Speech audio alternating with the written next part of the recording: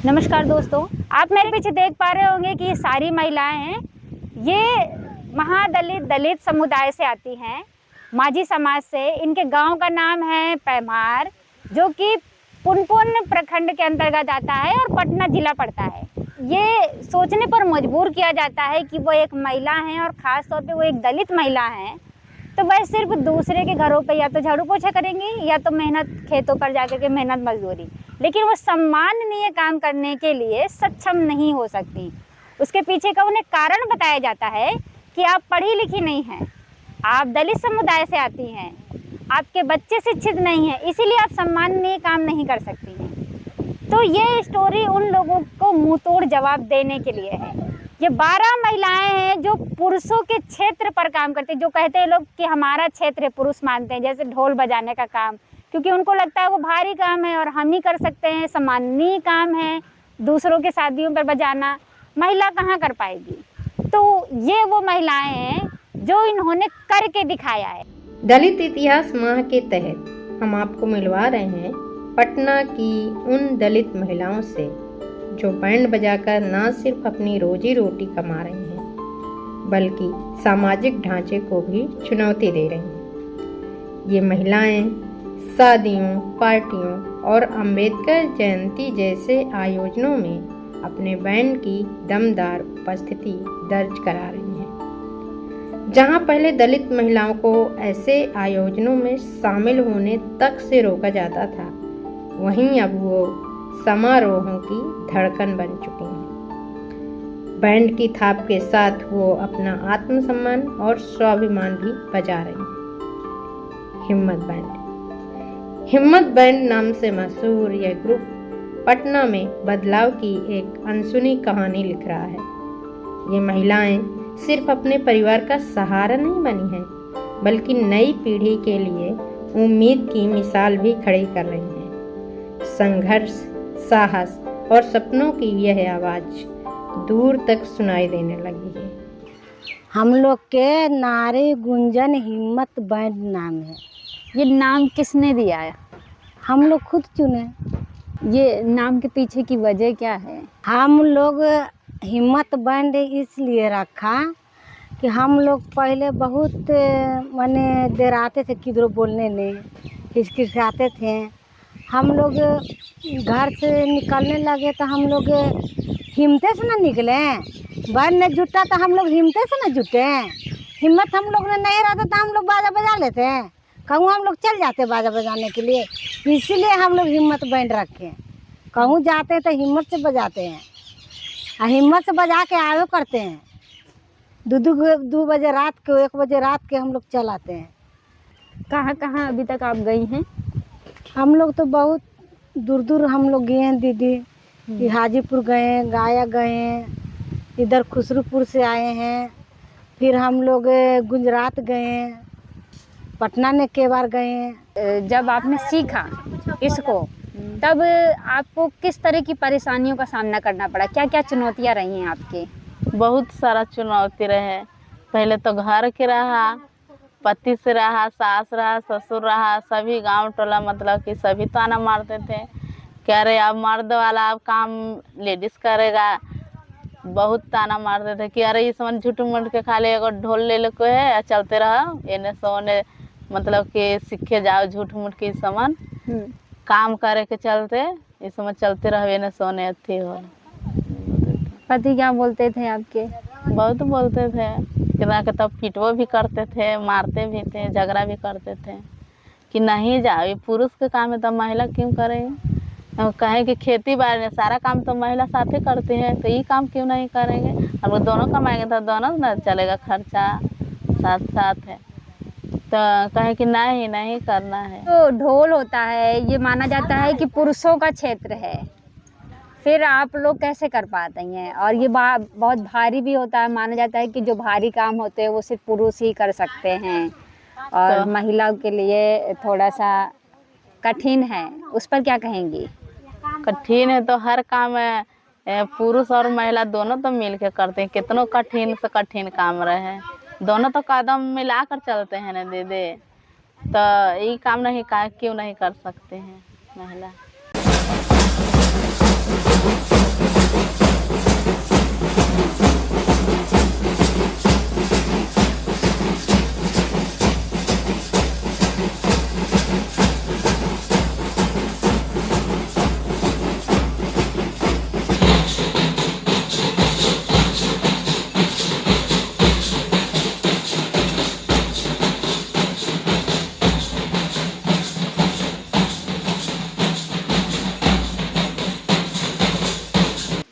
Programme में बजाते हैं, राष्ट्रीय अति मतलब कि झंडा उंडा फहराते हैं, इस पर बजाते हैं, शादी में बजाते हैं, बर्थडे में, फिर अति होते हैं अम्बेडकर बाबा के निकलते जन्मदिन, उसमें बजाए हम लोग। फिर बहुत होटल में भी गए, पार्क में सौरव मैंने वहाँ प्रोग्राम होते थे, उद्घाटन उसके होते उस समय बजाए हैं, मंत्री आते उसमें बजाते हैं, सब चीज़ें में बजाते हैं। देवी देवता के स्थापना होता है उसमें जाके हम लोग बजाए हैं, घूम के सगरो बहुत कष्ट करते हैं हम लोग दीदी। चलते चलते तो हम लोग फिर थक जाते हैं, बीच बीच में भैया लोग कहते हैं कि थक जाए तो थोड़ा आराम कर लीजिए, पानी पी लीजिए, ठंडा पी लीजिए, कोई भी शरबत फिर घोर के पिया देते हैं, कोई बिस्किट खिला देते हैं, कोई भी जितना भैया जेंट्स लोग या दीदी लोग सब हम लोग की हेल्प करते हैं रास्ता चलने के समय। फिर थोड़ा आराम करते हैं 10 मिनट, फिर चलते हैं, दूर जाना रहता है तो ऐसे कर करके हम लोग पहुँचते हैं वहाँ पर। आप ही की तरह दलित महिला और आगे आए, इसके लिए सरकार को क्या करना चाहिए? सरकार को सबको जागरूकता करना चाहिए। कैसे रहती थी और अभी आप काम कर रही हैं, तब आप कैसे रह रही हैं? पहले तो रहते हैं से दीदी घर में, बाकी अच्छा नहीं रहता था, भूखे दुखे ऐसे रहते हैं। अब दूध पैसा अब कमाए लगे हैं तो अब खाते हैं अच्छा से, बालो बच्चा के खिलाते हैं, बालो बच्चा के पढ़ाते। पहले बाल बच्चा के नहीं पढ़ाता था गरीब आमदी कि इतना ने खाए में कि इतना ने पढ़ाई में, जे कहता थे आमदी नहीं जाने देता था क्या ये पढ़े को चल में चल हम मेरे साथ चौरने जे कहते थे।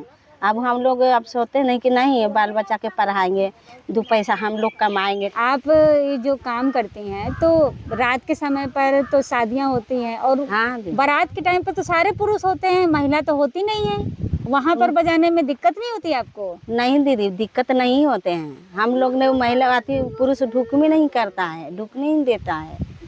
हाँ अच्छा से हम लोग बजाते हैं, अच्छा से हम लोग घर पहुँच जाते हैं। हाँ आपका सपना क्या है?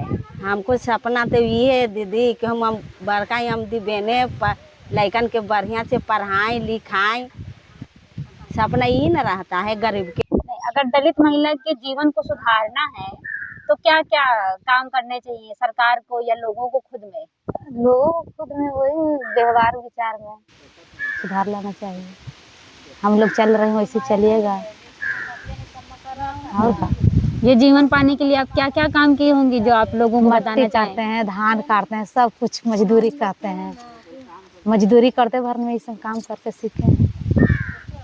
दूसरी जो महिलाएं घर से नहीं निकल पाती हैं और घर पे ही बनी रहती हैं, खास तौर पे अगर दलित समुदाय से हों या महादलित समुदाय से हों, तो वो महिला के कह रहे हैं कि हम लोग जैसे बाहर रोड पर निकल के करते हैं वैसे आप लोग घर में क्यों रहेंगे, आगे बढ़ के निकल के देखिए।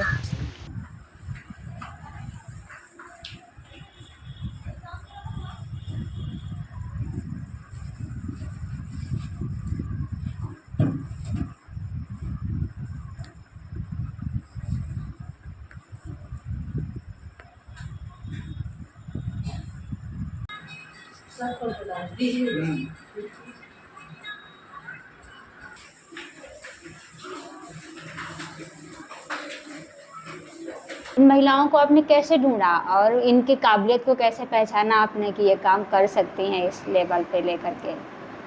और मैं उन लोगों से बात किया। हाँ। मैं सबसे पहले तमिलनाडु में देखा, आंध्र प्रदेश में देखा महिलाएं ड्रम बजाते हैं और बैंड बजाते हैं, तो हम सोचे मेरी महिलाएं क्यों नहीं कर सकते हैं। तो मैं उन लोगों के साथ ये बात शेयर किया कि उधर महिलाएं बैंड बजाते हैं और पैसा कमाते हैं, ये नहीं कि वो लोग खाली बजाएंगे और चले जाएंगे। तो आप लोग भी बजा सकते हैं, तो बजाएगी तो बताओ हम उसको सिखाएंगे। तो लोग और आप सिखाएंगे तो हम लोग करेंगे। तो एक तरह से उन लोगों का सहमति जैसे मिला। तो फिर हमको एक कोई टीचर को ढूंढना था, तो हम ढूंढे तो मुझे मिला एक पुरुष, कोई महिला टीचर नहीं मिलेगा, कोई बजाते नहीं है ना। तो हमको एक टीचर मिला, तो उनके साथ हम महिलाओं को बुला करके समझाए, बैठाए, और तो वे लोग तैयार हो गया। लेकिन अगल बगल के बाकी समाज के महिलाएं बहुत टोन मारते थे वो सब। फिर इनका पति लोग भी उतना खुश नहीं थे, बोला कि अभी ये सब टांग टूम करके पैसा ले आएंगे, एक तरह से निरुत्साह करने का बात। तो मैं बोला देखिए ये सब होता है, ये तो अलग काम है। रोज़ यदि तुम खेत में बैठ के खुरपी से चलाते हैं तो कोई कुछ नहीं बोलेगा, सोचेगा यही तुम्हारा काम है। अभी बजाना तुम्हारा काम नहीं है, बाकी लोग वही सोचते हैं, तुम बजा के दिखाओ, ये काम भी हमारा काम है। तो वे लोगों को हम हिम्मत देते रहे, लोग सीखे, बढ़िया से सीखे। तो फिर अपने से बजाने जाने लगा।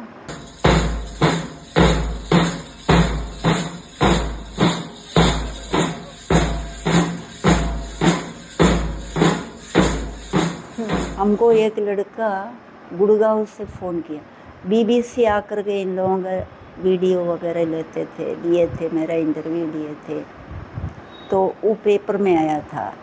तो ये लड़का वो देख करके हमारे पास फ़ोन किया और बोला मेरी शादी में आपकी महिलाओं का बैंड बजाना चाहिए। मेरा घर है इधर बिहार शरीफ, तो हम उधर से, मेरी शादी उधर से होगा।